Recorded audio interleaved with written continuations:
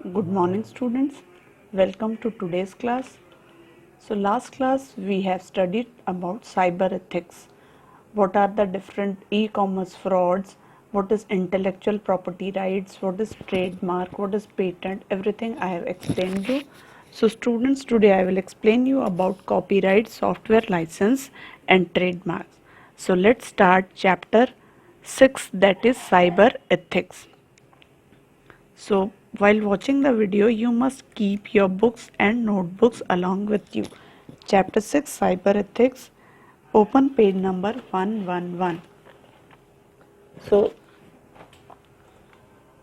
in that first I have explained you about copyright. In copyright you must have seen the sign C, and all right reserved is written inside a book. So trademarks, next is trademark. Trademarks protect the valuable symbols.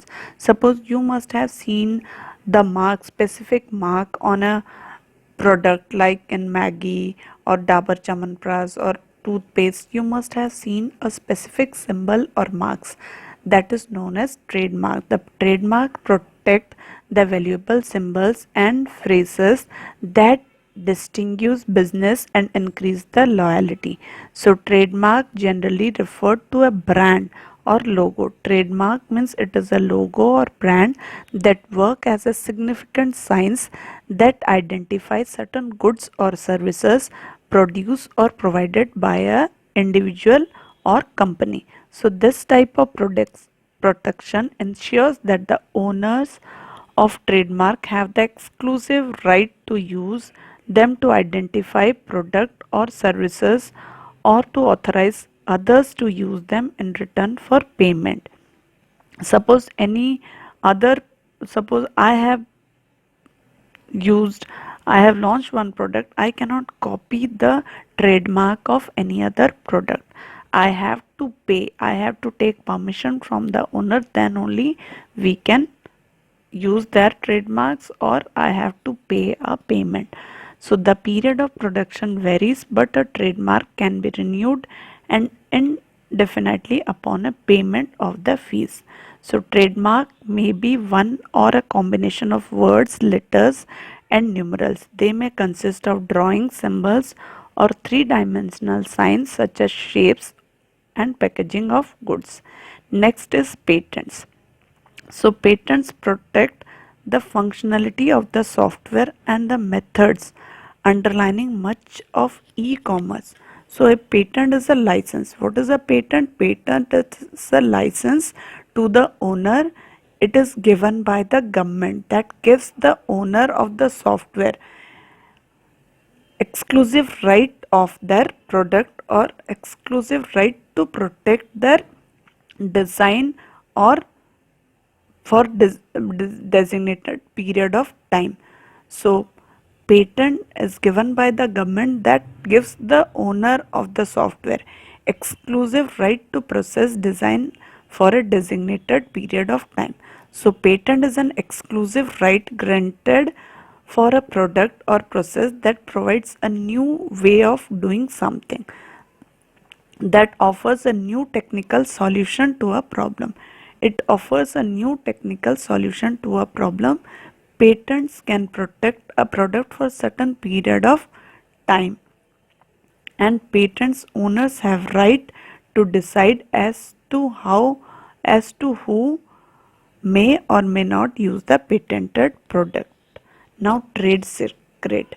Any confidential information like confidential graphic designs or source codes of your software that provides an enterprise a competitive edge may be considered as a trade secret.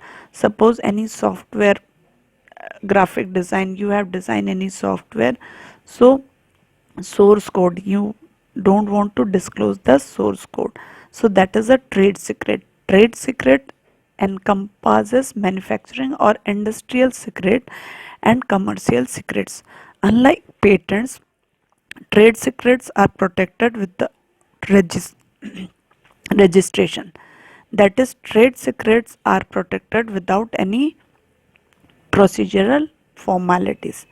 Now any confidential information like graphic design source code of your software that is known as trade secrets. So trade secrets protected without any procedural formalities. Most countries have their own system for patents, copyrights and trademark. But according to international and coordination and agreement facilitated by World Intellectual Property Organization, these legal regimes are basically similar in structure and approach. WIPO, established in 1970, is an international organization dedicated to helping ensure that the rights of the creators and owners of intellectual property are protected worldwide. Now, digital property rights. With the rise of internet, digital property right represent the next generation of intellectual property right. As the information is protected under intellectual property rights, digital property, digital products provide their creators with certain protections under the digital property rights. Like intellectual property right, these digital property rights put digital property on some playing fields as patents, copyrights, and trademark brands. Like intellectual property rights to be protected, digital right to be protected. So digital information ex, exists inside the it exists inside the internet field. So digital information reside inside the internet field. So these rights introduced to avoid piracy, plagiarism, disruption of digital information. So what is plagiarism? I will explain you later on. So digital property means the properties using to the internet, using to the digital devices. While using surfing the net, we are using the digital things. So that is digital property. So we must have the right of our digital property. So digital property, also known as digital assets, can be understood as any information about you or created by you that exists in digital form, either online or an electronic storage device. When you purchase any digital property, you don't actually own anything. Suppose you purchase a laptop or you don't actually own anything, like you have installed internet, so you are not owner of that. You are just licensing a you are just licensing the right to use or access the digital content in certain ways. Like you have purchased a software, that is also a digital property, but you are not the owner of that property. You have got the license to use that software. So digital property may include data and internet accounts. Suppose you have used the data, that is digital property. Internet accounts, these are digital property. What is data? Data may include files, information stored and used by computers in the form of emails, word processing documents, spreadsheet, pictures, audio files, videos. This data may be stored on a computer's hard drive or on a removable media, or it may be stored remotely and accessed over the internet. So data means the files or information stored and used by computers in the form of emails, word processing documents, spreadsheet, pictures, audio files and video files. This data may be stored on computer's hard drive or on a removable media. It may be stored remotely or accessed over the internet. Now internet accounts. Everyone must having an internet account, so it is provided by ISP. So internet account also a digital property that need to be protected. You need to be protect your internet account. These are governed by the contracts between the individual and internet service providers, ISP, such as email accounts, social media accounts, accounts at financial institution, accounts on shopping websites, web page or blog hosting accounts, online video games, virtual world accounts like YouTube accounts. So these are also digital property. So you are not the owner of an email account or social media account. We have to follow the terms and condition of the ISP. So like making internet intellectual property can also exist in digital property, such as picture, music, movies, literary works, web pages, computer codes and other creative works. Now plagiarism. What is the meaning of plagiarism? Plagiarism means stealing someone else's idea or something.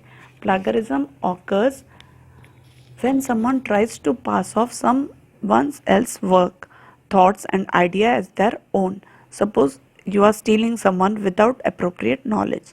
So, plagiarism can be text, audio, video, images, or anything. Plagiarism can be text, audio, video, or images. It is the art of copying someone else. So plagiarism is the art of copying someone else's work and publishing as its own. It is a serious offense and it is a form of academic misconduct or dishonesty along with cheating. Suppose you are stealing someone else's idea and you are representing it as your own. Someone has published any paper or book, you are taking the idea and giving your name. That is plagiarism. Plagiarism also demotivates students who see their efforts as being undetermined by that unfair advantage gained by others.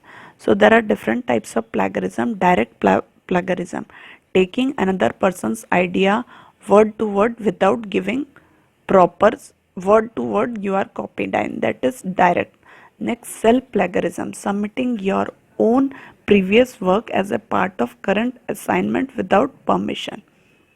Your previous work as part of current assignment without permission. Mosaic plagiarism, quoting another's work without quotation marks.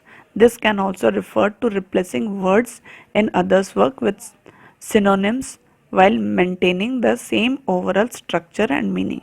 It is also known as copy-paste plagiarism. Accidental plagiarism, forgetting to cite sources, mosquitoing sources or paraphrasing sources without giving credit where the credit is due. So plagiarism is not a new problem. Opportunities of plagiarism have increased with the increased dependency on internet. In everything is available on internet. So by seeing the internet, everyone is copying down another's idea and they are presenting as their own. Now software license. Like a software license is a document that provides permission by the owner of a property to take some act that the owner has the ability to control due to their ownership of intellectual property rights. It provides legally binding guidelines for the use of distribution of software. So it is used to transfer rights in the work from one party to another. Software license can be classified as follows. So proprietary or closed license, free or open source license. Suppose anyone is selling the software, he must have the license, then only he can sell the software, otherwise without license it is a crime. Software under proprietary license can be used after paying the fee. You have to pay the fee to its owner and agree to the terms and condition made by the owner to use it. Suppose anyone is using the software, you have to pay the fee. Pirated software you cannot use, like free software. Some are free or open source software. Software under this license can be used at free of cost. It is also allow the user to use the source code of the software to develop other software. So free software, you can use the software without paying any fee. So agreement to use a software.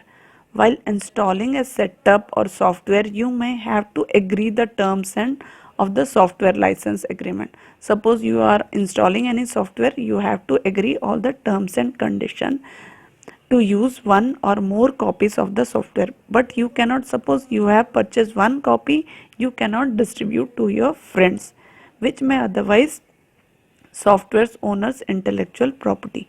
You have purchased the software and you are giving to all. So it is a crime.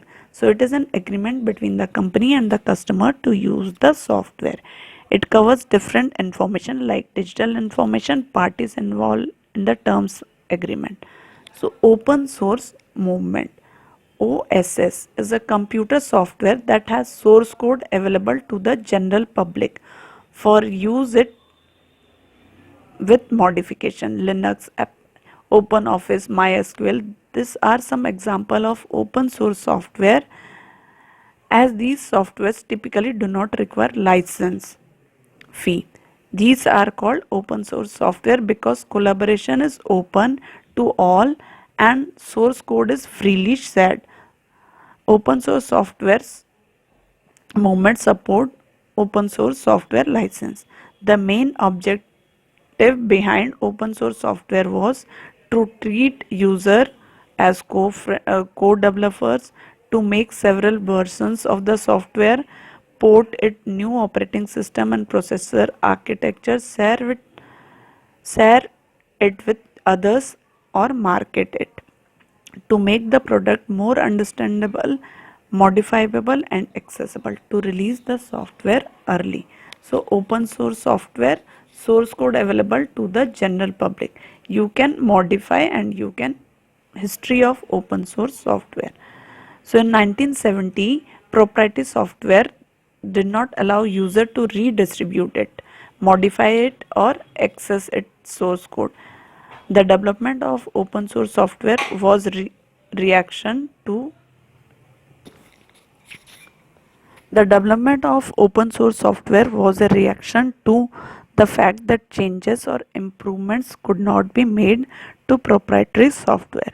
So one table has been given which year the development of open source, 1980, 1989.